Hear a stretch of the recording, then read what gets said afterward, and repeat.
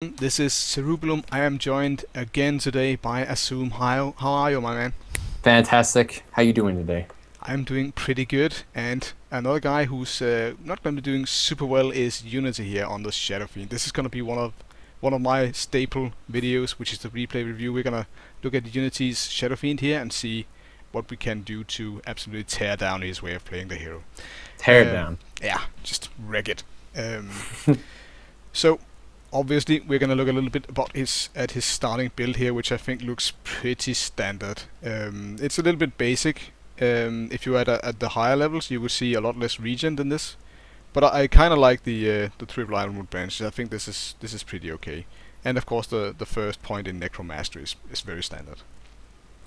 I think, well, yes, the point in Necromastery is pretty standard unless you're running a dual mid, which sometimes, like if you're up against Tiny West, sometimes you want to raise this first, but that's so unusual. Very That niche. usually, yeah, Necromastery is that. Also, the branches is okay.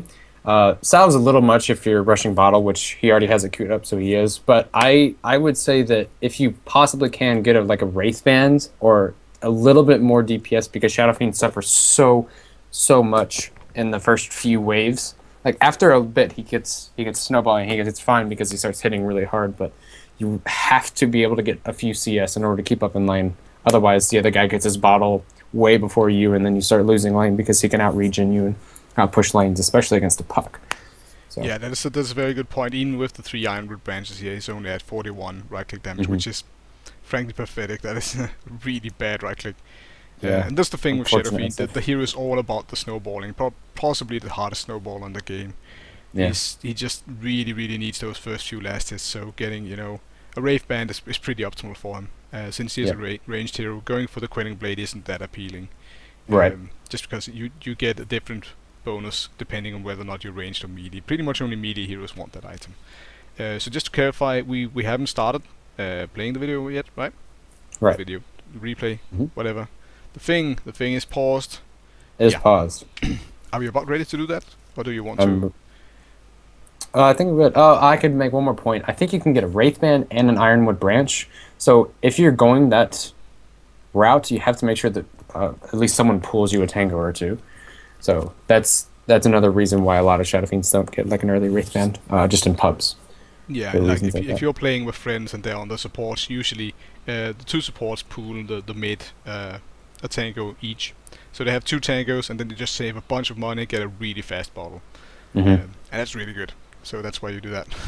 And then you can get all the runes from there on, and you get a lot of mana regen, which is really good on Shadow Fiend because it has the races, really help him get the last hits, especially if he's struggling a little bit. Yeah, so let's just do a countdown and get the video started. Let's do it. Replay, it's still a replay, so Replay. 3, 2, 1, go. We're going to be logging it to the Shadow Fiend's perspective here, just to keep an eye on what he's doing, and just to make it a little bit easier for me and Azzume here to just be looking at the same thing. Right off the bat, I can say the block wasn't fantastic, so that could have been better. The puck had a slightly better block, but 2, he could stand in the RTZ position, which is a little tiny position that forces the creeps to the right side when you're on Radiant. We'll go back after that at the very end of the video. Yeah, that's a very high level tactic. It just helps just a tiny bit more, especially if you're SF. That's like absolutely critical like just for that hero. Yeah, the reason why you do this is what you're seeing now in the video, that the creep wave is pretty much perfectly positioned for the puck. It's just on the cusp of his ledge, which means he can be up the ledge and shooting down, which means if the Shadow Fiend goes for any pot shots at the puck, he doesn't even have to use his phase shift because he's got a 25% evasion from the uphill shot.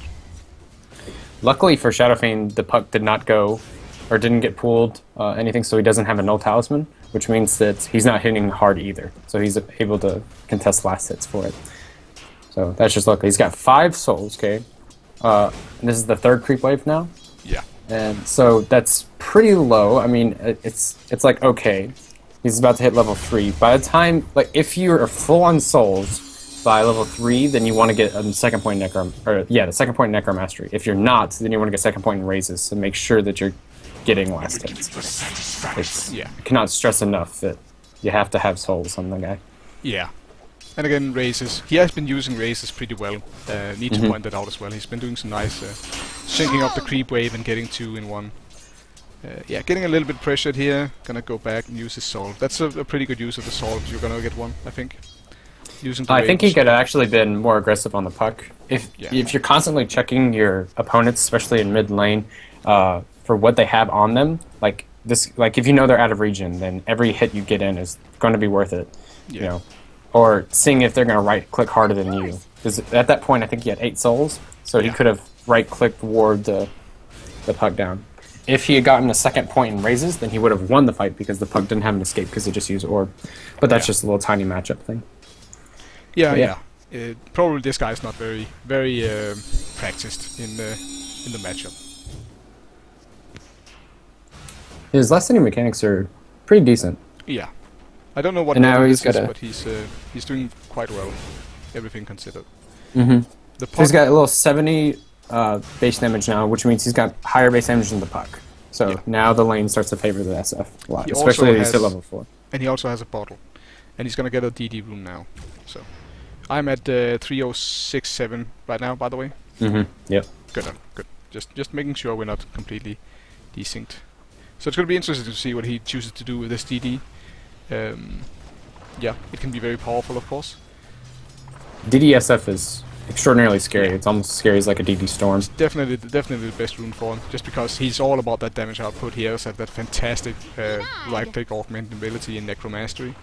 Mm-hmm. So this is just perfect for him. He's queued up a Midas. Now, I can understand. A lot of people disagree with Midas SFs. Yeah. That, like, he has to snowball, which Midas gives him levels. Okay, so I know RTZ loves Midas on SF because it gives you levels, gives you attack speed. SF loves both. Really needs both, but it also limits the amount of utility you can bring out in the mid game. So. And also, I would say that, especially in mid lane, you really want boots before that as well. Boots are just too good. So if that puck had gone, then he could activate DD and just straight up win this fight right here. Yeah. He's gonna Yeah, activate he the DD because he's gonna get another rune. Mm-hmm. Yeah. If he just hits the puck. Yep. Yeah. The I mean, reason he you had- would disagree with the Midas on SF is probably because you're kind of very powerful in the mid game, so going for an item that isn't very fighty in the mid game is a little counterintuitive. Like Midas is a very long-term item, and it's Shadow Fiend isn't really the strongest carry, and you really want to have a lot more impact in the mid game. So personally, I don't think I would favor the Midas, and I would also remark that Arteezy does favor Midas in general. Like he's notorious for being very fond of that item. Mm-hmm. But yeah, it's not completely insane to go it. Of course, if any pro gamers are doing it, probably it's not the worst thing in the world. I don't like using the Invis in vision range of the puck there. I think he was. But there aren't reactions. Maybe he wasn't. He's gonna go look for the Doom because Doom hasn't been in any lanes Yeah, this entire time. So it's pretty smart. yeah. Don't know if he can take him here though. He has got a lot of damage. I'm completely wrong. That was pretty much the easiest kill. Almost the mud golem almost got him. Yeah. That would have really sucked. Okay, so if you're like snowballing like this hard, like you got max souls for 3rd level in Necromastery, you just got a solo kill on something like that's a pretty good time to go Midas. There's a few factors you have to take into account before going a greedy item. 1, can you make it to where it pays off? 2, do you have anything else, like, are you the only physical DPS on your team? And, like, you have to, and where you are, like, in the game, potentially. So, does your team really need you to have, like, a BKB, because these guys are 5-manning really hard? Or can you get away with the Midas? If you can get away with it, then it's going to be worth it. But you have to make sure that you can get away with a greedy choice like that. Yeah, and I think he definitely can here. He just got his 3rd rune, by the way. It's going to be an illusion rune, and he's just been a combination of luck and being really good about checking the runes. Very important that you push the wave as you prepare to check the rune, just so you kind of occupy your opponent, make him choose between going for the rune and actually farming the creep wave. And he's doing a decent job of that here. One thing that he could do better is that as soon as you hit 6 on Shadow Fiend, I'm sorry. As soon as you hit step 7 on Shadow Fiend, then you get the access to the level 4 raises. So when in level 4 raises takes 2 of them to destroy a creep wave. Yeah. So if you angle it correctly, then you can use in 2 raises you will destroy a creep wave. So when you do that, that gives you enough time. The creep wave will be completely pushed, so then the mid laner will have to sit back by his tower and farm. You can go and farm the small camp and a large camp from your jungle. That's why Radiant SF is a lot more potent than Dire SF, because the access to those 2 camps are extremely beneficial to him. So, like, push out a wave, go over, make sure it's stacked, and then come back, farm the next wave, then go back, and then instantly flash farm the stacked camp. Yeah, obviously you want flash farming abilities very early on. Bad timing on the phase shift there from the puck, gonna take a bunch of damage. And it's very clear now that this SF is very much winning this lane, and in general just probably leading the game pretty hard. And this is... yeah, getting a Midas in this situation is a good call, I feel like. He's going to be able to farm a lot now, and I wouldn't look necessarily to fight exclusively now, just because you can farm so well with him, but probably in, say, 10 minutes, I would say he should definitely look to farm. Or not farm, fight a lot. Let's theory craft just a minute. So Radiant has the vastly superior late game. They have a Tiny, a Storm, an SF, and a Lion that scales extremely well for support. Yeah. Versus the right-clicking power of Mirana. So if they can... I guess a Doom is hyper-relevant late game too, because whoever he dooms. Dire's bottom tower is under attack. The problem there, he didn't get his Midas off right as he purchased. So I wouldn't be looking around roaming for a gank when you don't have boots. Yeah, like you went Midas first. Yeah, when you don't have boots, you went Midas first. You're already going greedy enough. Like if you actually get a solo kill at that point, just roaming around the woods, then you know you would have won the game doing anything. Because that's just super greedy. There's no reason to be that greedy. And of course, dying as Shadow Fiend is extra super bad because you lose half your souls. Yeah. And those souls are your right-click damage, and so now he is a sad panda. Sad dog skeleton demon. Yeah, weird, textured demon. Swagger fiend. Yeah.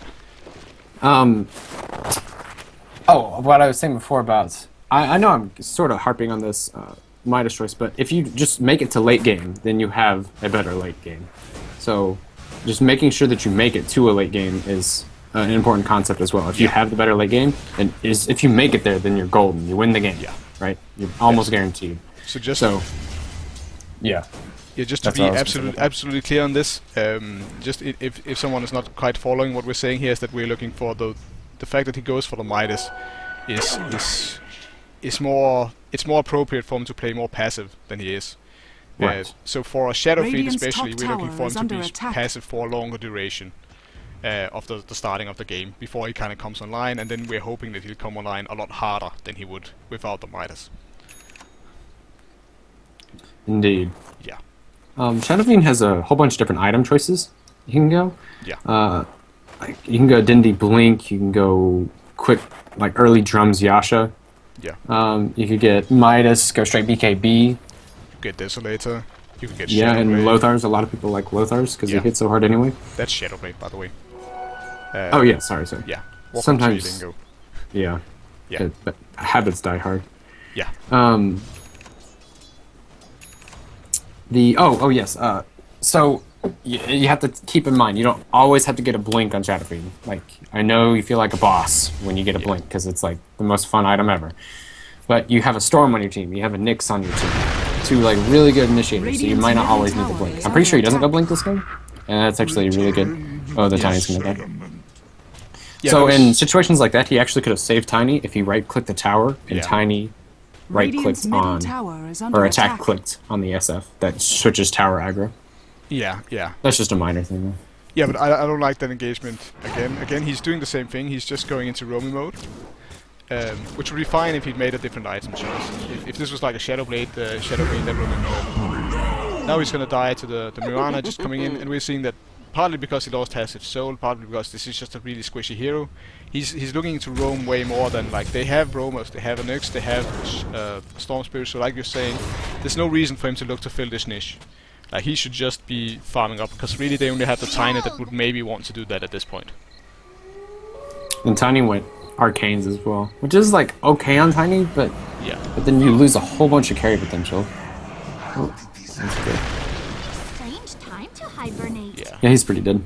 Dire's bottom tower is under attack. Let's check real quick. The Doom is getting pretty close to Vlad's. Yeah. Let's see. Puck is... No, he's not even close to Blink. Pugna's getting closer to Mech. And Storm is... got one Oblivion Stone. So this is actually a pretty important fight here. If they lose this, then it's not looking too good. Those are really good raises. Yeah, he didn't focus on Puck though. They're gonna... No, they're not gonna get it. Are they? Nope. Okay, so the Puck should have definitely died there, but that was a good TPN. That is a situation, you know, when the enemy is exposed, when the enemy is overdiving, that's a situation where you can look to fight no matter what. Usually, like, if you can't win those fights, then you're in serious trouble. So participating in the fight there is absolutely fine. And, you know, it's not just fine, it's absolutely what he should do. Radiant's top tower is under Okay, so attack. he's queued up for a Demon Edge, so I'm assuming he's going... oh, no, he's going... Desolator. Yeah.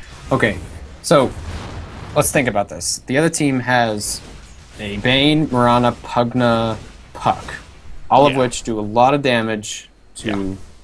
Or do a lot of magical damage. I mean. Yeah. Ton of nuke. Yeah. So I would say, like, it's not as flashy, but it wins games if you just get a BKB. It's like, it's This safe. game- Like, the only thing they could do is grip you or doom you, of which those are two huge cooldowns of which your team We can have do all kinds of other stuff. Big fight here. So he's gonna... This is actually... I would not be super happy about engaging this. He's probably gonna have a little bit of... Yeah, he's gonna die now. There's no great. So... Okay, so one thing I want to remark on before we talk about item choices, because I have something to say there as well, is that this fight is... Despite him doing really well in the early game, this fight is rapidly snowballing out of control for them now. I think and most of that is it's due to just really poor fight choices from them.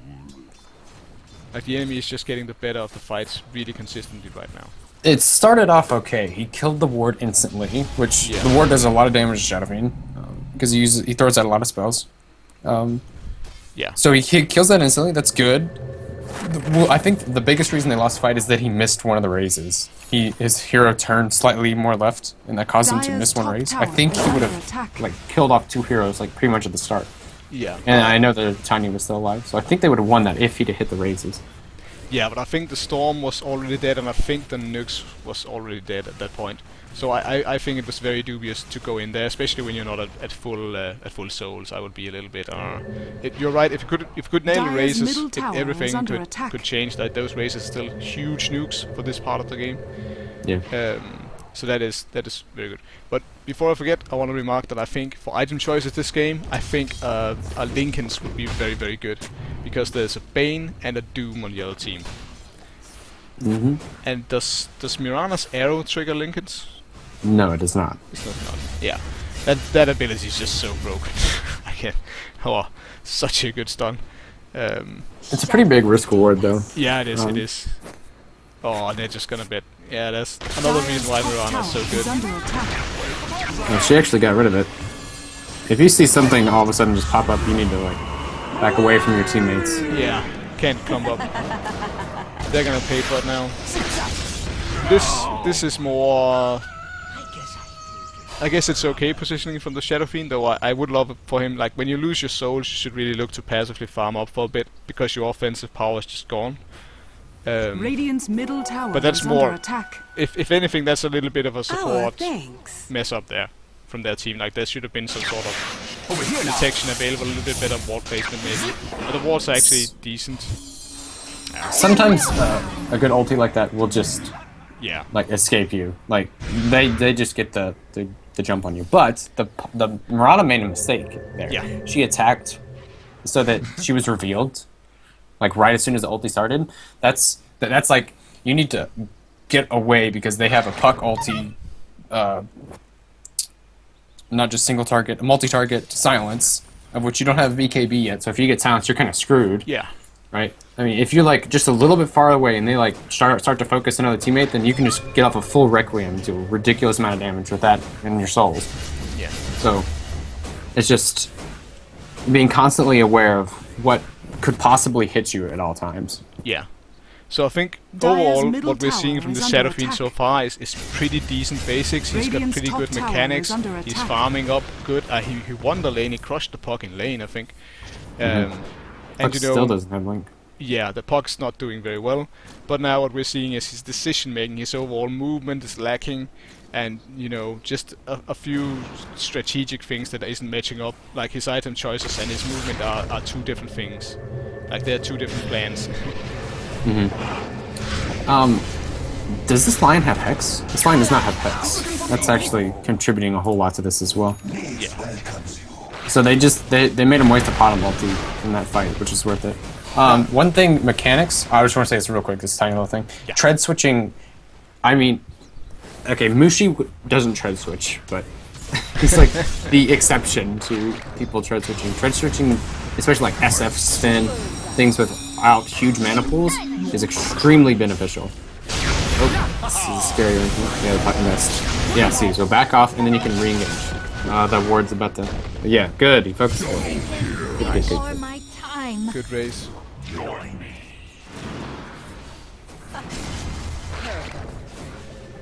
So this is a pretty typical way for a fight to go in your favor. At least it was. Oh, it still kinda is, I guess. Yeah, so long as it's tiny lift, I guess they're pretty happy. And that's just, you get a pick off, and then the enemy team gets dragged into it, and you can kinda just get this kind of odd fight where you're in position, they're not. They're actually gonna end up evening out a lot here. With not even going into their favor. Cost him a puck buyback. Oh yeah, okay, then it's tough. I mean, puck's gonna get a kill. Just that doom was unnecessary. Don't like that at all. Radiant's middle tower is under That was a attack. bit overkill, but I mean, that was a Radiant 5-man wipe structures for are it. fortified. Yeah, but I mean, I think they would have got the nukes no matter what. Like, Oh, yeah. Vendetta was on Probably. cooldown, like, whatever. So that Nether Ward is just doing so much. Like, Radiant's middle I think you could tower has argue for fallen. BKB in this Radiant's game, even though top there's two tower is abilities under like attack. Fiend Script and Zoom that goes through it.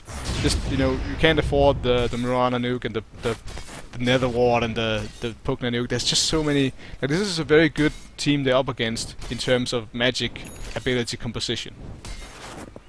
Like, they have a bunch of AoE, so Linken's isn't super good. It is still really good, but it's not like it isn't like Linken's and you're safe, because there's still a lot of reason to get a BKB. And there's still the Doom, there's still the Fiend script to put the pressure on to get the Linken's, because the BKB won't help against those. There are 2 missed raises in that Doom kill, but yes.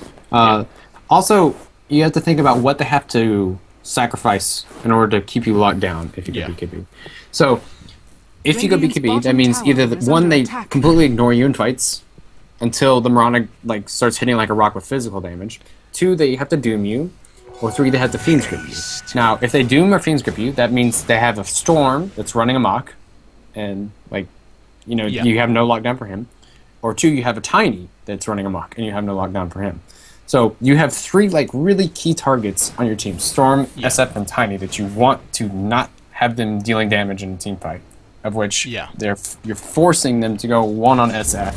So then that puts more room for your teammates. That gives them more room. Also, let's talk about this item choice. He went Yasha instead of the Deso, which is not a fighting item. It's a farming item because it increases your Dire's movement middle speed, gives you a little tower more is under damage. attack. Yeah. Builds nicely into a Manta, which SF likes, except for Dire's this means that you structures want to are farm. fortified. You don't want to fight. Yeah. And so far he's been Radiant's bottom only tower fighting. is Yeah, under so attack. he's basically going 100% Dire's greed. middle tower is under Like attack. all the item choices we just talked about now are really fighty, really defensive, just keeping him alive in Radiant's the fights, bottom but doing tower relatively has nothing Dire's middle during tower has farming. been denied. And all he's doing is he's fighting all the time right now. So this is again this dissonance in what he's choosing to buy and what he's Dire's choosing to middle do tower is is under continuing. attack. And I personally don't like this. I think this Yasha is about the worst thing he could have bought. Like of reasonable Dire's item top choices. tower That is isn't under just- attack. I think a Lothar's would have been worse in this case. Yeah. Okay, yeah. It would. That's probably it. Because Lothar's, if you get hit, like there's Yeah, against this skill sets team, in here, so. he's just, the AoE or the something will get him. Like a random arrow hits you, and you didn't pop Lothar's, you're just dead. Yeah. Like, there's nothing you can do. Radiant's bottom I'm sorry, tower Shadow is Blade. under attack. Yeah. Yeah, there could have been worse choices, I think, but it's like that's another thing as well. Midas, if you go for it, you have to use it every time it's off Yeah. cooldown. It's like it's Yeah. free money right there. I mean, it's not free. There's the payoff of Yeah, you if you buying don't it, but if you don't use it right away every time, it becomes a shit item. Like it's just poo. yes. So Radiant's if you can't top handle tower is using it under attack. right every time it becomes on cooldown, don't Radiant's get it. top tower has fallen. Yeah, So that's again- another thing. Like they do have, both the supports have ways to stop the Fiend script, which is huge. Yeah, this ward is absolutely destroying them. Yeah, He used either 2, I'm not sure if it was 3 raises, and then used ulti, which that took about like 3/4 of his health probably. I think that's. Let's see what level nether ward is this? This is a 4th level nether ward, so it's 1.75 times the damage, the mana cost in damage. Yeah, man. Shadow Fiend's looking at the tiny right now, so I can't see his spell. I think it's 75 mana for raises. Oh yeah, 75 mana and 175. So But his because he mana went cost- Yasha, yeah, right, the mana costs aren't huge, but because he went Yasha, he doesn't Yeah. have any HP pool. yeah, and because he's a Shadow Fiend, like he's below 50 strength still, at level 14. So it's not a tanky hero, not even remotely a tanky hero. No. Yeah. And just, I think sticking on a Yasha here and then going Desolator is also a pretty poor choice. Like a Yasha on its own is not a great item. Yasha, Deso, mini crit, big crit, they don't give HP. They only give damage. I mean, it's a lot of damage, and it's worth it if you're like absolutely snowballing out of control. That's about it. damage. Yeah, the only defensive value to that is being able to kill your opponents quicker. Well, obviously, if you can kill them, then they won't be doing damage to you. And then the 2 armor you get from 2 point, like 2 and about a third from Yasha, from the agility. And that's not, it's really not good. So this is a very, very, very greedy, purchases from him. You talk about efficiency of farming for just a little bit. Radiant's When the top enemy tower team drafts is something under like a attack. Pugna, it means they're going to push hard. Or they Radiant's have a Juggernaut or something, they're going to structures push are hard. fortified. So you have to make sure that all of your farming time is completely efficient. Dire's So when you're bottom going up to a tower creep is camp, under you attack. want to make sure your raises hit as many things as possible, or like a creep wave. You don't want to waste a raise on one creep. That would be completely not worth it. Like those 2 Dire's raises, bottom tower one is hit under 3 creeps attack. and the other one hit 2. So that was Yeah. worth it. Slowing down their push, giving you Certainly not farm. when your right click is Radiant's top 180 tower damage. is under attack. Right. Yeah. Let the world end It's actually now. responding well. They're It's not magic stacking destiny. stuns in this, but at this point they're pretty behind. You have to kill that ward if you're gonna fight this. This isn't gonna end well, I Yeah. don't think. Another reason why I think the Midas and generally the Greedy Pay is doing here is a poor choice this game is that they have the major carry advantage. Like if you look at it, they have this SF, they have the Tiny, they have the Storm, as you talked about before. They're up against like a Mirana and a Doom, and the rest of them, like Pugna, for all his pushing potential, is not even remotely able to carry in the late game. Like he falls off like a stone, like he just plummets. So And not like a tiny stone, because that No, kind of no. stone carries hard. yeah, yeah. So basically, they're just. If you're going for the Midas, you're saying I wanted the advantage in the late game, and I trade off my advantage in the early game for that. And basically, that's just he's extremifying what was already the case. They already had the late game advantage, so by going that, you are further weakening your late game or your early game, which is the big weakness you have here. So you want to patch up usually, not extremify the weakness. Storm Spirit gets a lot of his damage from physical damage. He's a misleading hero in Yeah. how he does damage. You get points in the, or you get procs in the overcharge whenever he uses spell, but he has to physically attack someone. Thanks you. So he uses a lot of magic damage, but he also uses a lot of physical damage. So in this case, because Tiny went like arcanes and all, he doesn't have right click power, but the Storm has right click power. So you don't need to necessarily build all physical damage on something because you have another backup for it. So he's finished his Deso, which means he's gonna hit really freaking hard. You can like free shot a Pugna. You can even really be close to a Mirana here. Now this fight, you like want to like run away because if you get like 2 of your teammates caught out, then it's probably a lost cause. They end up getting 2 and Mirana as well. So like the guy got doomed, Lion, another one got netted. I don't know, really hard fight. Storm's now out of mana. So, He's fighting under the Nether Ward now, so that's not fun time. the Pugna will win this if he just fights. Yeah. This Pugna's playing really well. Yep. A bad choice from the Storm spends so much mana, and that's the Nether Ward. If you spend a lot of mana, if you're like a Storm, if you're like a Skywrath, if you're like an OD, it's gonna tear you a new one. You need to kill that thing fast. The fight turned out alright for him there. It's a huge gamble he's taking here by going like all DPS, which he is, and Midas, which is like super glass cannon build.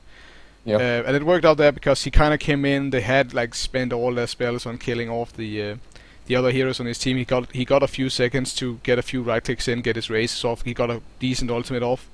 And then it was just the Mirana having the BKB up and the Puck just kind of landing the last bit of damage there. And it turned into a not catastrophic fight for them.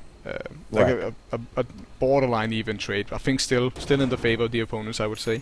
But not as bad as it could have been.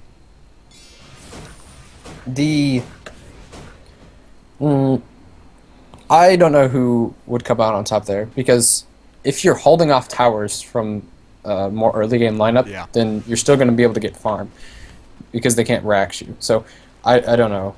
It's a pretty even trade. But also something that can be improved here is if you see an opponent on the minimap, you move your camera to the minimap and you check what items they have. Yeah. Because Mirana having a BKB in that fight was pretty substantial. Yeah. It didn't make too much difference to the Shadow Fiend because you right-click so hard at this point that it is pretty minute point for him, but for everyone else, like a Lion can do nothing to the Mirana right now. The Nyx can do absolutely nothing. It's just Tiny can't lock them down at all. Yeah, but so because like he's one of the only characters in his team that can deal with the Mirana on the BKB, that makes it a big deal for him. Right. You have to be extraordinarily capable of your positioning in this. You just need to be right-clicking right now. You need to save raises for when Potom decides to leap and all. Yeah. That was a really good initiation by them. Yeah. And that they caught the puck before he could do anything, and they locked him down. Yeah, when you have a 230 damage right-click and you have Desolator for the armor reduction, probably just rely on your right-clicks. Probably that's bigger DPS than your raises, and just rely on raises for reach. Dire's top tower is under attack. Doom has a...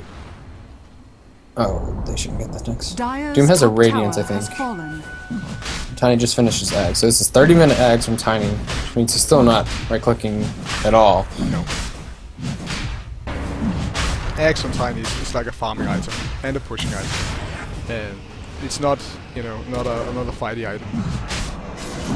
That's not too much, nope. It's a really, really bad Fiend script there. That might win the fight. That's the Doom. That's the reason why I won the Lincoln Sphere on the Shadow Fiend. One reason, like, the Doom is so good against the Shadow Fiend is that now he just has the right click damage to just have an impact anyway.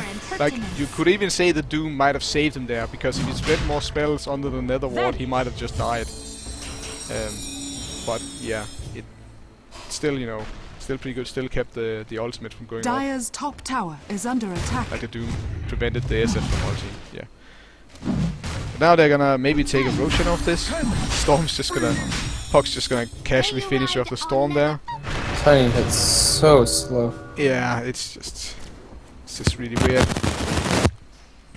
And again, just checking your opponent's inventories, especially when you're dead. Like, I don't care how low your AP is, if you have time to do it there. So Yeah, going for the Roshan there, bad call by his teammates. Like you can't. Tiny is not a good hero for doing Roshan, really. He is if he has like any semblance of attack speed. Yeah, and you know, maybe lifesteal. Maybe. Could have hit Roshan. With a Nyx and a Lion, one of them should have gone Urn. Yeah. So an Urn works through Roshan, like if he is attacking you. So yeah, Nyx has it. So they could have easily taken Roshan. They just needed one all be there and two not. Yeah. Oh yeah, that comes to my next point. Camera positioning and all, especially during team fights and all that. Like he would have lived if he didn't get hit by the puck orb. Yeah. So and he had like a good like second and a half of seeing it come in from the top right. I'm pretty sure it was when he was doomed and right as he died. He could have easily avoided that. Like, still stayed within range of Pugna Ward, but he's not doing any spells anyway, so it doesn't matter. But he would have survived the doom. Also, another thing. Die now, isn't he? Looks like it. That was a good airlock on him. I mean, you don't have too much time to do that. Just right click him. Just right click him. And things like this, you need to not panic. Let's pause. Okay. I think we're decent. So, but we also, I think you could use a little bit of time just to talk in general about the game. I am at 3608. 3605. Okay, so not bad at all. Okay, so we've talked about the Shadow Fiend, but just for sake of education, let's go around and just evaluate what we think of the item choices of the heroes here.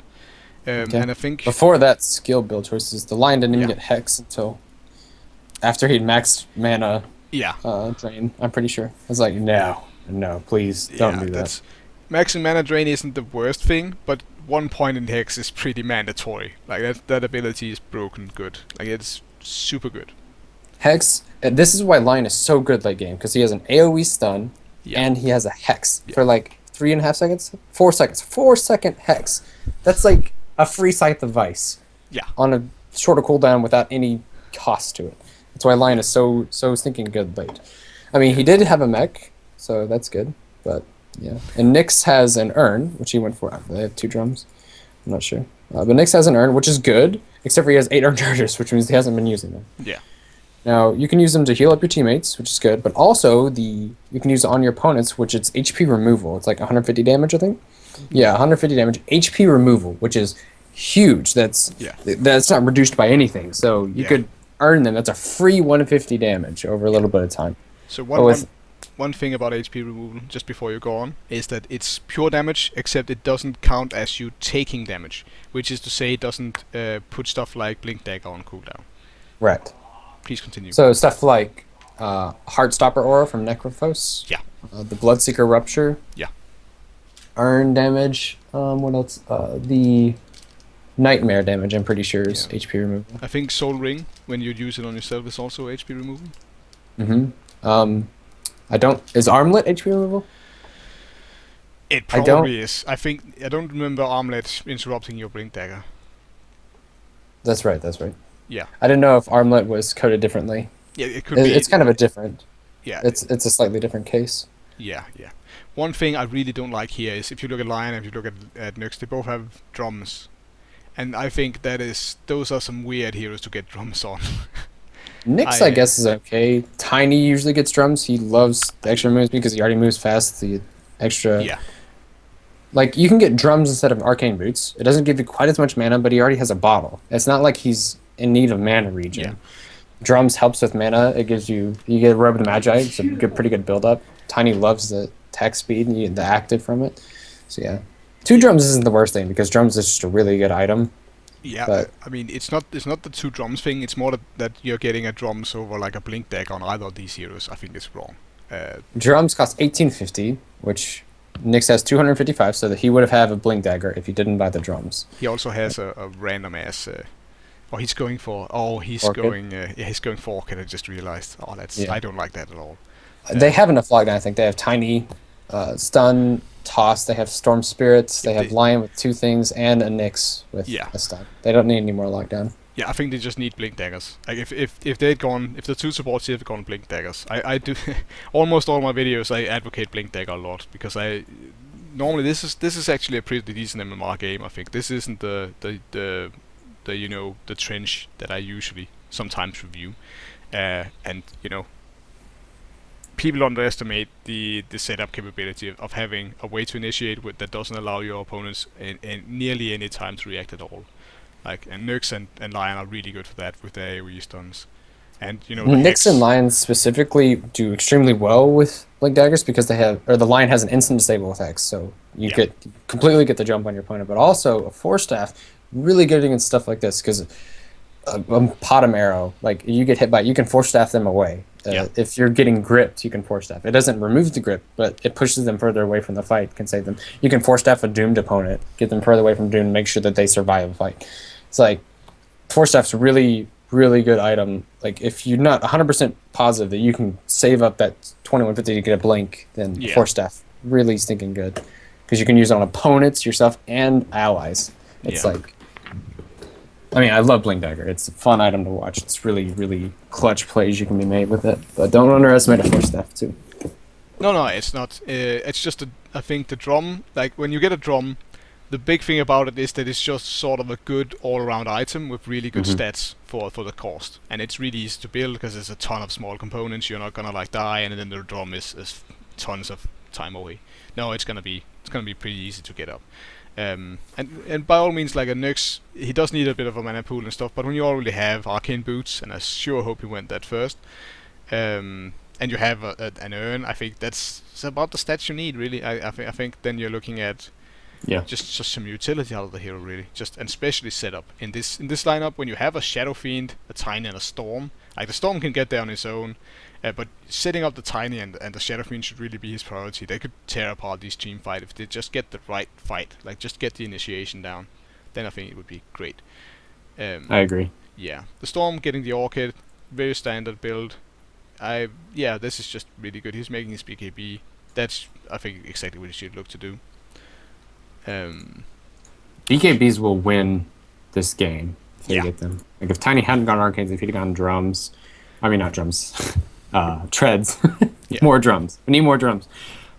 Treads, Ags into BKB. Tiny doesn't usually go BKB, but he's usually paired up with a Wisp, so he doesn't quite need it. But this is definitely a BKB game. Yeah, I think this is actually interesting because now that you say it, I think if you go Arcanes, you want Blink Dagger because then you're going for the Nuki Tiny. You're going for the just jump in, kill someone. If you're going for the Axe, you want the right-clicky Tiny, which means Power Flits, right? Right. Or sometimes opt for phase if you have a Wisp with you because the Wisp gives you attack speed, so you don't necessarily need it. Yeah, and the movement speed is really big on Tiny again. Again, why you want to get drums on him. It's really big on these huge right-click heroes, melees, strength heroes especially, just to be able to close range. Tiny gets bonus movement speed from his ult as well. Oh yeah. So he's like moving. He's a fast hero. At the beginning, he's really slow, but like you get him treads, drums, anything like that. He's like absolutely killer to keep up with. He's really good at chasing, and he has a lockdown to toss back. Like you can throw an opponent backwards. He's a fun hero to watch too. He's pretty interesting. Tiny's moving pretty quickly. SF doesn't necessarily need move speed. No. If you get like a blink or something, like if you're snowballing, then all you need to do is right click. You just need to keep up and make sure that you're efficiently right clicking something. Yeah, he's also ranged, so yes. Yeah. And he has a far bigger problem in just staying alive. That is, getting to the fight, fine. It's fine. As long as you get there, things will start to die. If you are at all in the game at all. Let's take a look at the opponents. And I think the first thing we want to talk about is this Doom. Because this, I think, is very interesting. Doom is an innately very tanky character. He's got a lot of HP.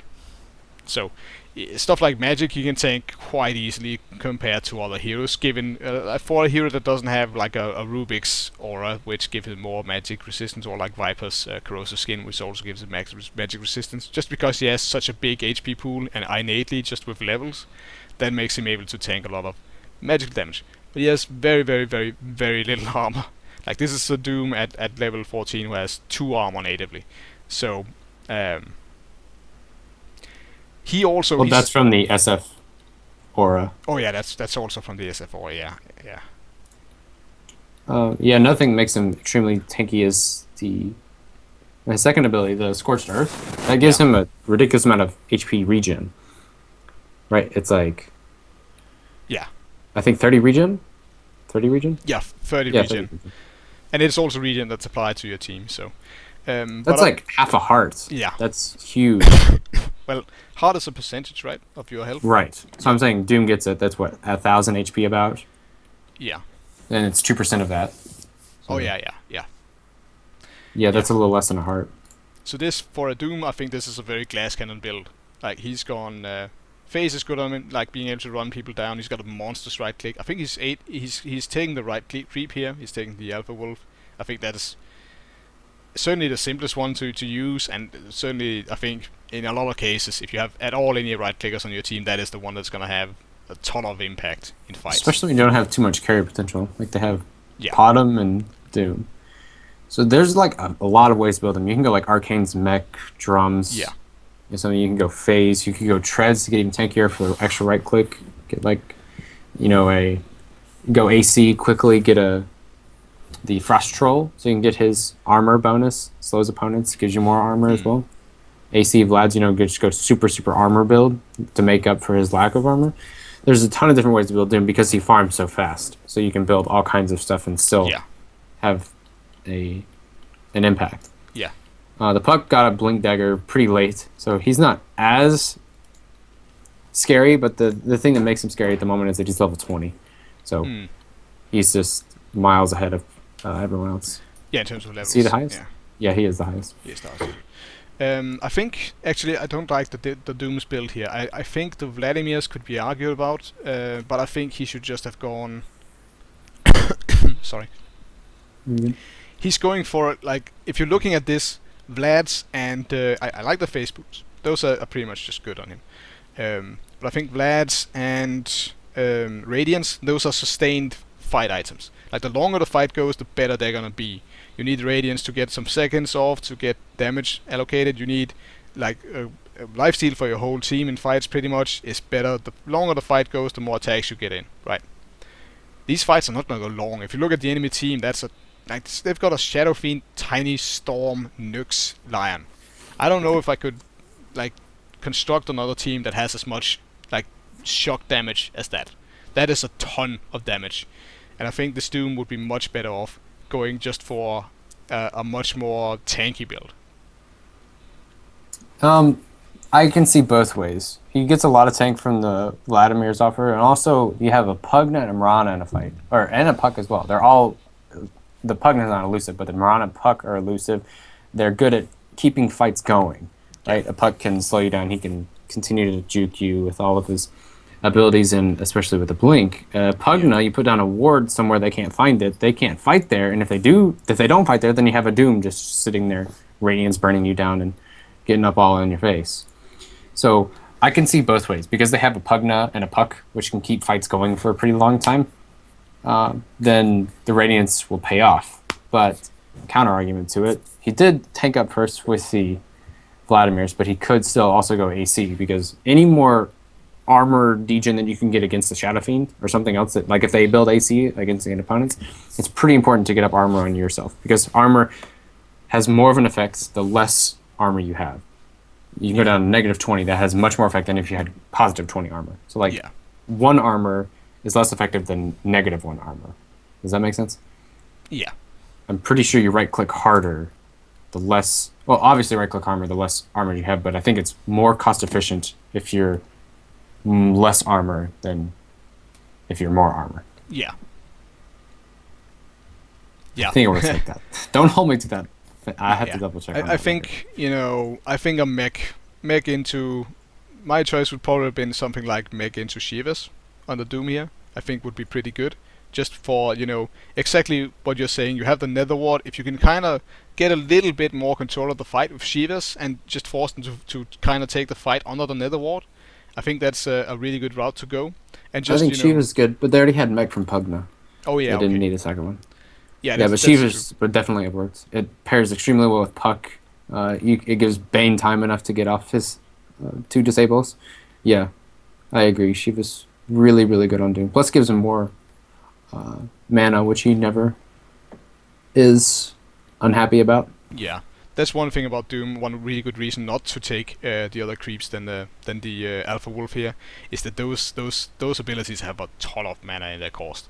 Like that is when if you either Centaur early on as Doom or God forbid like a Wildkin, you're not even considering casting that Tornado because that's 200 mana. Like you just don't have the mana pool for it. Well, Wildkin you can use to farm up when you stack jungle camps early, but not for fighting. You don't want to definitely use that for fighting. But a Wildkin's also not too bad with the bonus armor aura from an SF. Against an SF, I mean. Yeah. So yeah, there's a whole tons of different factors that could have gone one way or another. But the Pugna also has Ags, which is worth mentioning. Yeah. So you get that. There's no cast time on it. Or not cast time, no cooldown on it. Yeah. So that's also a lot of freaking damage from a little guy. He just deceptively does a lot of damage when he gets a little bit of farm. Yeah, you also get a surprising amount of tank from the axe. Like it does give you some pretty good stats for that item. So it isn't just the augmented ultimate. You also get something else. It isn't like a blink dagger, which just that utility. Here, personally, I think given the team compositions, given how much more favored the Radiant is in the late game, just given the team composition, I think a Necrobook would have been a lot better. Just they need to kill towers now. That's kind of my thinking here, and I don't think the axe really has a lot to offer there. And again, I think that's a sustained fight item. Like it is pretty. The drain is pretty rapid, but being able to use the drain quickly again, that's for long fights. And although he does have he is pretty tanky for Pugna, he's at 1500 health, he's at 11 armor. Then I don't know if that's the smartest route to go here for them. Like they have good lockdown, they have like the Fiend script, they have the Doom, and they have a good control. If they can just finish the fight pretty fast, I think that's pretty good. And also, as I also talked about last video, when there's a lot of AoE on the other team, and there's a lot for this team over here, the Necrobook becomes sort of a team fight item in that you can't really, when they can't control if they whether or not they kill that melee creep, they get that huge pure damage nuke from. Is it pure damage or is it magical damage? I just suddenly get from the Pugna. Oh. No, from the Necro creep when you kill. Oh, Necro, I'm pretty sure is pure. Yeah, so the that's I'm pretty sure. Huge. So yeah, I would think the Necrobook is a better option here, just because there's so much time pressure on them to actually get towers down, and that's a fantastic pushing item. Yeah, I would agree with you in that as well. Yeah, tower goal is actually even at the moment. There's 3 down from each side, so yeah. Did any denies go out? I don't recall. Yeah. None from Shadow Fiend, I'm pretty sure. Yeah. Yeah. How's our Bane looking? Bane is pretty poor. He's got a Blink Dagger, he's got Arcane Boots, and he's got a gem, and then a Null Talisman. The Null Talisman I'm not a fan of here. That's mostly, I see it as an item that you want to get if you are like a right-clicky int hero, and you need, kind of like the same as Wraith Band, you just wanted to augment your right click a bit. If you're like a Skywrath or say the Pugna mid, it would not be the worst to get an old talisman early on. But on this Bane here, I think there's more important things for Bane to be going, and he is usually very, very cramped on gold. Bane, a hero I play a bit, and he cannot farm to save his life, to put it mildly. He gets farm by being around kills, yeah. Mm-hmm. When you're a hero that has no farming potential, that means you have to be fighting, right? Like if you're a Skeleton King that's farming around, you're doing it wrong. Let's go, a Wraith King, sorry. Yeah. A Bane, if you're just sitting there right-clicking creeps and your lane, it's like, no, you need to be out. Trying to hold off like mega creeps as Bane is the saddest thing ever. It is really sad. So hard. Getting the blink here, I think, is good. I think he is. The blink's actually been making a lot of plays. Yeah. They've been catching him out and stuff. Yeah, I have no problem with the blink. No, I think the blink's good. Blink's good. I think the Bane's doing a good job overall. I think the gem on him is when you have a Doom with three slots free, I think probably the gem should go on Doom. Just because this Bane can die he is a leaf in the wind in that sense. He is 1100 HP. He's got a good amount of armor, but he's gonna roll over pretty fast, and he's just gonna paint a giant target on himself with the Fiend script at some point during fights. So one giant target. Yeah, they wanna kill him. Last one up is the Mirana. we've got our third drum here of the game. This time I like the drum on Mirana. She's also got a Midas. I think this is actually a Midas I like less than on the Shadow Fiend, just because, you know... I think Mirana Midas is a waste of hero potential. Like, she doesn't... She's an agi hero, right? Yeah. And she has pretty good agi gain, but her steroids for late game are not, like, able to compare to a Tiny or an SF. Yeah. Like, SF, like, okay, he's not the best late game carry, but Tiny, craggy exterior, his attack speed late game is ridiculous. And Mirana, her base attack damage is really low, so you have to compensate for that by getting like a Ring of Aquila, right? Drum's benefits are a lot. She loves the movement speed, she loves the mana. Yeah. So those two, like a lot of heroes like Luna or something, you want to go one or the other and then get your huge first item like a BKB or something. Yeah. Mirana is different because she has a built-in escape. Yeah. Or built-in 2 escapes really. Can make a lot of plays happen. So I love getting Drum's Aquila on her and then making play like fighting, making sure that you're shutting down your opponents constantly. Yeah. I like her build, except for the Midas. Midas is a farming item, and Mirana, you need to be fighting all the time. And we're seeing the same thing with the SF did here again. Like we have a Midas into BKB, and that's items that are respectively saying I don't want to fight and I need to fight. That's what I see this as. You don't get a Midas if you're not looking to fight. Unless you're like a Luna or something, like a Midas into BKB into Manta, you know, stuff like that. That's a little bit different because she has a huge team fight ability without needing right click. There's a few different cases like that, like Void or something. But for these heroes specifically, no.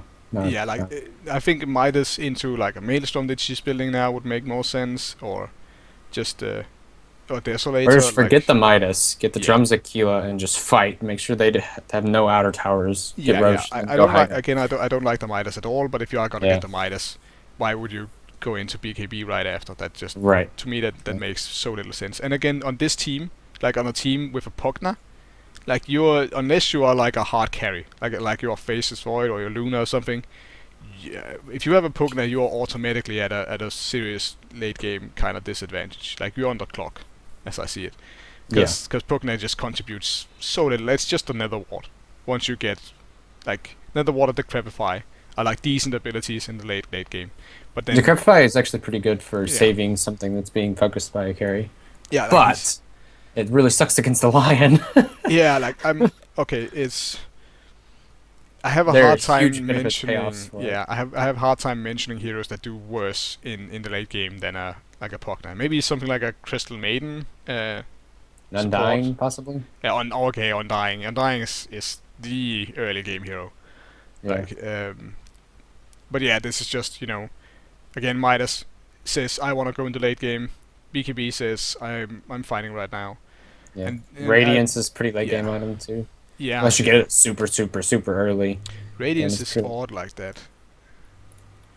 It's a huge cost for something that doesn't seem to have that big of an impact. It does if the opponent's like if it's so early they can't deal with it, or if you're planning on farming for a long time. Yeah, like on an illusion hero, it's a very, very good farming item. Like on Naga, there's farm for days. It's beyond Koron. Yeah. Like Spectre, Naga. Yeah. Yeah, those guys. Not so much Chaos Knight, but he's not really an illusion hero. It's a special. Yeah, he's more like a fighting illusion hero. Yeah. Instead of a I don't want to fight you ever illusion hero. Yeah. Yeah, that's because his illusions inherit more of his stats and stuff like that. And because they're always together, so Radiance doesn't make sense. Yeah. Right. I think probably we've talked about what we can about this team composition, so how about we sync up at... I'm 3608 at the moment. Okay, then we are synced up, and that's wonderful. And I'm gonna do a countdown. 3, 2, 1, go. So we have a bit of a fight here, and I should mention that the Pugna is actually on top, so this is a fight they should not take, and by they I mean the Dire. And they are backing out, so I like that, obviously. Thing with going Deso SF that I didn't mention before is that that's an orb, right? So you can't have lifesteal. Oh yeah. lifesteal is pretty huge if you're going to go late game. Also, if you really need some HP against specific heroes. Yeah. Generally, what you do as a super glass cannon-y carry type, and also in general as carries actually, but especially when you're like a Shadow Fiend or someone who goes into the late game with very little hope to man fight a proper hard carry, is you go for a Satanic if you can farm it up, and you just get that lifesteal and just hope you can just teeter on the edge for a while in fights. Just don't forget, the Deso is a fighting item, a snowball item. Yeah. Unless you're something like a Weaver, something that's really elusive that you can get away with, something like you have built-in escape, like a Mirana, a Weaver, something like that, because you get nothing besides damage from it. So you want to get it early, or you want to get it on specific heroes. Does it work on towers? Because then you get a tiny bit of push. It gives you a lot of push, because it does work on towers, yes. Yeah, so if you're a pushing lineup, I guess, but if you're a pushing lineup, that's not super early game. Yeah. Like 4100 gold, I'm pretty sure. That's like, that's not an early game item. It is if you're snowballing, but yeah. Storm just used his ulti on the nether ward. That was cool. It doesn't do damage because Storm's invulnerable during it, but it does have a cool effect. Yeah. Storm's gonna eat it anyway, it looks like. Is he? Oh, he got away. Damn, he was really low. Nope. False alarm, he's dead. Storm is dead. A little overcommittal there from the Nyx and the Storm. Probably could have gotten away if they'd been careful. It's gonna have Chrysalis in just a minute. This is spelling the beginning of the end. Storm had bought back previously, so he's out for a full minute, which means they can probably take racks. Storm doesn't have buyback, I don't think. No, he doesn't. So, yeah, this is scary as hell unless they get a good fight off. Which, okay, like you see the Pugnam Ward debuff on your hero, you don't want to fight under it usually. No. Usually. Oh, I think they have to give up this tier 2 unless they can snipe that ward. And I don't see how they're gonna snipe the ward. Like, it's just so huge against Radiant the structures are fortified. He's kind of a cheesy hero, cheesy being a term I'm borrowing from StarCraft 2 here. Though I don't know how much it's really not really used in Dota, but just kind of his game plan varies greatly from the norm. Like, he's just kind of turns the game into a pushing game. Right. And he has this nether ward you kind of have to play a little bit differently in fights. It's not like another stun you have to respect or stuff like that. You have to like. It's like playing against a Furion. You always have to make sure you have a TP to make sure he doesn't get free towers. Otherwise, the other team's getting a lot from nothing. So SX critting for 450. Oh man, they blew everything on that Tiny. If he had a BKB right here, he could just man up and right-click everything. Radiant's middle tower is under attack. Yes, the damage, he just doesn't have a way to tank it, and they don't really have the control they needed over the fight. Like, if they had a few blink daggers, they could dictate how the fight happens. Instead, now they're just fighting under the nether ward at the mercy of all these control spells, and without the tank items that would allow them to negate these effects, and it's just... I mean, think about how much they blew on the Tiny. They blew a Doom and a Fiend Script and an Arrow. Yeah. Okay, so what do they have back up from that? Absolutely nothing to lock down a BKB. So you can just sit there and just freaking right-click them to death. So you have Manta, Deso, Mini-Crit. I mean, if you didn't have Mini-Crit, then you'd be pretty much all the way to BKB. Yeah. That's another thing about the Radiance on the Doom. That's magical damage. And that's the only damage they have, pretty much. That, and they have Mirana's right click. So, another good reason to get also a Necro Book, like they do a bit of physical damage. I mean, maybe not a lot, but yeah, it's just a good reason to get something else than the Radiance of Doom, I feel like. He has queued up here a Helm of the Dominator, which does not stack with Deso. So he had the idea of going for lifesteal, but it's just... Yeah. I think it's too late at this point. I don't think they can come back. No, it's super far too late for that. I think if there's one item that would allow them to come back, it's BKB. Because BKB is just... That's the one thing with BKB, is it's super high impact right when you get it, and then it slowly dissipates, just falls off because the duration falls. And so that's again, when you're just trying to win the next 10 minutes, and you're doing that against the Pugna lineup here, rather proper carry, then, you know, that's a very appealing item. That's just, yeah. We've kind of talked it to death, but it's just so important, this game. I'm trying to think what else he could have done. It's like you're not going for BKB, you're going for pure right click. The only way that you would be able to win is if one hero like took the majority of it. So like a Nyx went in, got a Carapace off on tons of things, and then you AoE'd them with stuns, Radiant's and then that bottom allowed your tower is Shadow Fiend to under right attack. click them. I think that's about the only other way this could have worked. Yeah. Yeah, so he's got the Dominator. Yeah. I guess you control the creep, so if you... I mean, that's actually pretty underrated as well. If you have an Alpha Wolf following around, or you can micro a Centaur Stomp, it gives you some utility as a Radiant's bottom tower non-utility has hero. been denied. Classic combo there. Like me into Mirana, and Asset's gonna be dead before he has a chance to do pretty much anything in this fight. Aside from eat a few spells. That is one thing, like, we keep talking about that the SF can force them to use a lot of spells on him. But that's, given the items that the Tiny is going for, he's going for Maelstrom now, which is horrible, because the one thing he doesn't have is attack speed. And I guess it does give you attack speed, but really, Maelstrom, don't like it at all. Yeah, you already have Cleave. Yeah. Yeah, that's a waste of an item on Tiny. Yeah. I don't know. That's a pretty interesting game though. Like his laning and all went pretty well. Yeah. The Nyx and Tiny kind of fed. I would argue if they fed because Nyx has 16 assists, right? Yeah. So he's at 416, which means he's more positive than he is negative. Yeah. Well, the thing is, that was a Nyx Tiny lane off lane, Radiant's bottom tower has fallen. which is just Radiant's not top tower fantastic. is under attack. What they should have done is put SF mid, Storm solo, and then Radiant's aggressive bottom tri-lane tower together. has fallen. That would have been far superior. But they didn't. I don't think they threw the game. I think it was more about the engagement just in the early mid game that just went so poorly for them. Like there was a few kills. They were like 4-2 or something in the early game. The Dire was ahead by 2 kills, but that wouldn't have broken the back. You know. Yeah, going Radiant's Midas top before tower boots, has fallen. trying to roam and get a kill with it. Radiant's Yeah, structures going Midas are before boots and fortified. then roaming is just it's such a poor move. Like it's just such a shame that he did play really well in the beginning of the game. He really won his lane, and then he just really did not take advantage of it at all. That's okay. Yeah. Oh, did the ancient already die at you? No. Okay. Not yet. It's about to. Radiant's top tower is under attack. So let's just pause up once we get to the what's Explosion? not the explosion, but the Radiant's status ancient screen at is the end of under the game. attack. Oh, okay. Dire victory. Fast forwarding.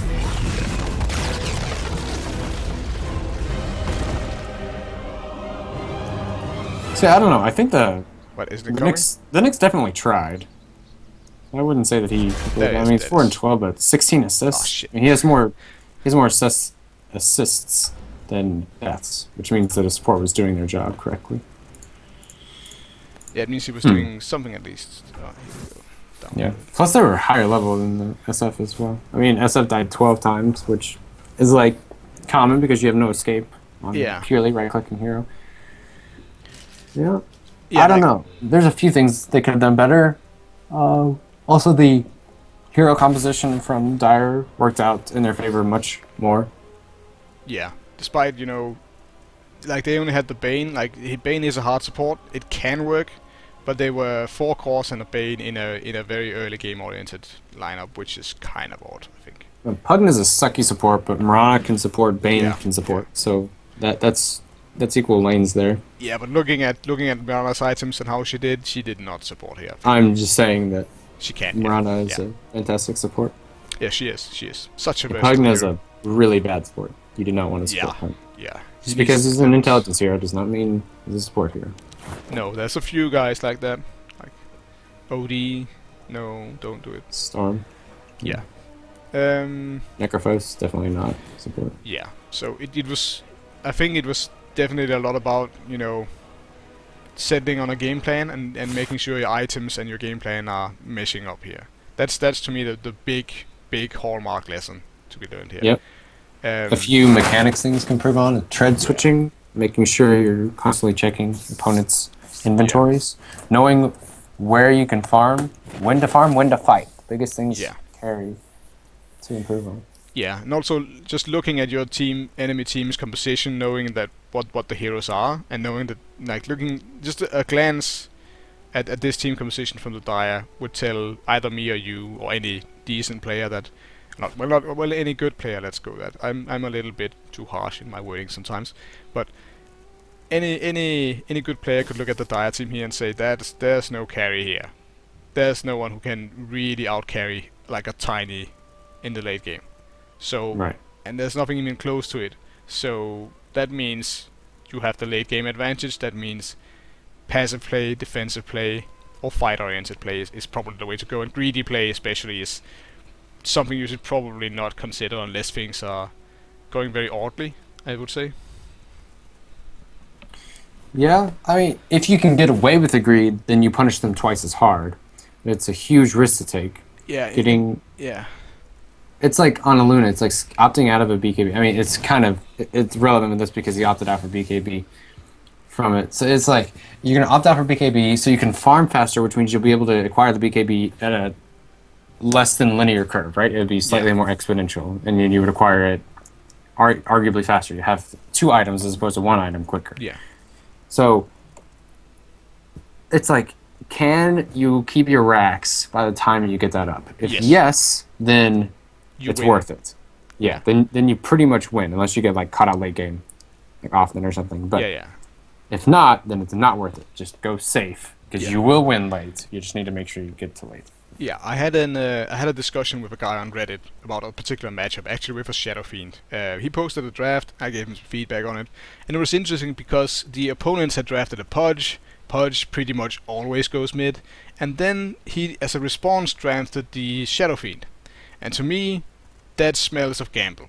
That's like, okay, the Shadow Fiend can win. Like, that's not just a horrible matchup, but it is a matchup that could very easily end up with the Shadow Fiend just being ganked a whole bunch, and a Shadow Fiend that's being ganked a whole bunch is not going to contribute anything at all. Like, it's just such a bad hero to be behind on. I have another Shadow Fiend video up on my channel, which is just him being owned mid lane by a... I'm blanking out now. New guy, he just got added. Soulkeeper... What's he called? Terrorblade? Yeah, Terrorblade, yes. He was against the mid Terrorblade and he just got no last hits in the first 3 minutes and just died. Against a mid Terrorblade. Well, Metamorphosis early on is scary. Yeah, that's true, but you only get one, like, for 2 creep waves, or maybe 3 creep waves, I guess, if you push hard, and then it's down for like 3 or something. Yeah, he didn't have the best mechanics, but the Terrorblade just played really well. And you know. Okay.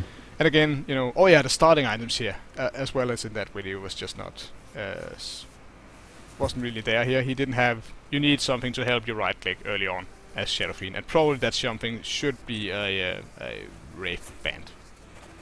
Usually, Usually, yeah. Yeah. Yeah. Yeah. So that's pretty good. Yeah. This is the first one of these you've done, right? Yes, it is. Yeah. What do you think of it? Yeah, that was pretty fun. It's interesting to see different kind of critiques of play when you're not talking about straight up pure composition, why this will work, versus like a pro team and a pro mindset. Yeah. Like, instead of, like, in our last one we did a PA versus Medusa. Instead of talking about why PA could beat Medusa, it's more like, make sure your mechanics are like this so you have a chance of beating Medusa. Yeah. This is looking at a slightly different perspective. In pop games, there are a few matchups that are so bad that you want to talk about that instead of just talking about execution. Because even if you get a super bad matchup, if you just play better, you can probably win. Mm-hmm. You can have pretty much any composition as long as you don't have 5 ultra late game hard carries. Then you can straight up win matches and pubs pretty easily. Just on execution. So. Yeah. Yeah. Yeah. Well, thanks a lot for inviting me to do one of your replay analysis of some pubs. Yeah, it's good. It's always good to get another perspective. That's one thing I'm sometimes missing in some of these. In this case, it's a Shadow Fiend. I don't play Shadow Fiend. I don't play every hero. There's a lot of them. So there's some insight you can give that I wouldn't be able to give, like the timing of getting the level 4 raise, being able to clear the creep wave, being able to just go into the jungle then. That's a hyper-specific thing that you would really only know if you are pretty familiar with the hero. And I'm not, so... I don't play too much Shadow Fiend. Watch a lot of RTZ play Shadow Fiend. Yeah, okay. The only times I really play Shadow Fiend, because I hate doing pubs because he's so susceptible to ganks and all. Yeah. It's like when someone is like, dude, 1v1 me, bro, let's do it, and then it's SF or Evoker or Puck or something. Yeah, that's about the only time I play Shadow Fiend, because I'm too scared to play him. Yeah. But yeah, different perspectives definitely give some insight that you wouldn't think of. We actually yourself. disagree a lot less than I thought we would. Mm-hmm. Yeah, so I'm happy about that. It's probably a good sign that I'm not completely wrong, dead wrong. Yeah. So, okay, I think I'm gonna round out the video. So, as I think we're probably gonna do every time, you've recorded your own version, right? Indeed. So there will be a link to Azzume's channel at the bottom of my channel. Probably on Azzume's channel there'll be a link to my channel in his video description. There was. That's exciting stuff. Yeah. The last time it didn't get up until like 8 hours later because for some reason YouTube uploaded the video twice. I was like, I don't know what happened here, so I had to go redo all of the setting stuff, but it's definitely there now. Yeah, it is there. Oh, another thing. This was not actually a request for a replay review. He just posted it on Reddit. I've run out of requests, so yeah, resorting to just sleuthing the internet for them. So I hope you liked it, Mr. Shadow Fiend player, Mr. Unity. And yeah, the instructions for sending in replays for me will be in the description of my video here. And if Mr. Azzume wants it, I am sure he'll put the same in his video description. If he also doesn't, send me then, any pro games you want to be analyzed as well. I usually try and pick ones that are unique, have unique picks or weird situations and all that go for something. But yeah, or any pro pub games that you see him playing, like Sing Sing, if you happen to see his, because he doesn't stream hardly anyone. An RTZ game or something like that. Yeah, I'd love to do that. And have Cerebellum back with me again, casting those. Yeah. Or analyzing, replay analyzing those. Yeah. Analyzing. Analyzing. I love analyzing. You can quote me on that. I will. I am right now. Right now. Yeah. Okay, well, thanks a lot again, sir. Yeah. Thank you Hopefully, too. And see you next time. before this runs even longer, I will end the video. So thanks for watching.